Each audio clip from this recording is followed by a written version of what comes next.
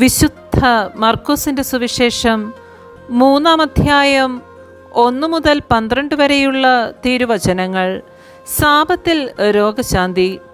യേശു വീണ്ടും സിനഗോഗിൽ പ്രവേശിച്ചു. കൈ ശോഷിച്ച ഒരാൾ അവിടെയുണ്ടായിരുന്നു.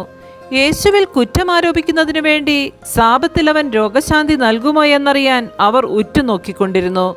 കൈ ശോഷിച്ചവനോട് അവൻ പറഞ്ഞു, എഴുന്നേറ്റ് നടുവിലേക്ക് വരൂ. അനന്തരം അവൻ അവരോട് ചോദിച്ചു, സാപത്തിൽ നന്മ ചെയ്യുന്നതോ തിന്മ ചെയ്യുന്നതോ, ജീവൻ രക്ഷിക്കുന്നതോ നശിപ്പിക്കുന്നതോ ഏതാണ് നിയമാനുസൃതം? അവർ നിശബ്ദരായിരുന്നു. അവരുടെ ഹൃദയകാഠിന്യത്തിൽ ദുഃഖിച്ച് അവരെ ക്രോധത്തോടെ നോക്കിക്കൊണ്ട് യേശു അവനോട് പറഞ്ഞു, കൈ നീട്ടുക. അവൻ കൈ നീട്ടി, അത് സുഖപ്പെട്ടു. ഫരിസിയർ ഉടനെ പുറത്തേക്കിറങ്ങി യേശുവിനെ നശിപ്പിക്കുവാൻ വേണ്ടി ഹെറോദേസ് പക്ഷക്കാരുമായി ആലോചന നടത്തി.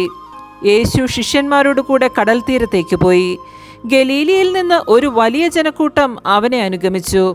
യൂദ, ജെറൂസലേം, ഇദുമയ എന്നിവിടങ്ങളിൽ നിന്നും, ജോർദാന്റെ മറുകരയിൽ നിന്നും, ടയീർ, സീദോൻ എന്നിവയുടെ പരിസരങ്ങളിൽ നിന്നും ധാരാളം ആളുകൾ അവൻ്റെ പ്രവൃത്തികളെക്കുറിച്ച് കേട്ട് അവൻ്റെ അടുത്തെത്തി.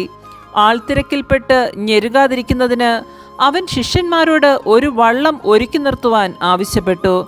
എന്തെന്നാൽ അവൻ പലർക്കും രോഗശാന്തി നൽകിയതുമൂലം രോഗമുണ്ടായിരുന്നവരെല്ലാം അവനെ സ്പർശിക്കാൻ തിക്കി തിരക്കിക്കൊണ്ടിരുന്നു. അശുദ്ധാത്മാക്കൾ അവനെ കണ്ടപ്പോൾ അവൻ്റെ മുൻപിൽ വീണ്, നീ ദൈവപുത്രനാണ് എന്ന് വിളിച്ചു പറഞ്ഞു.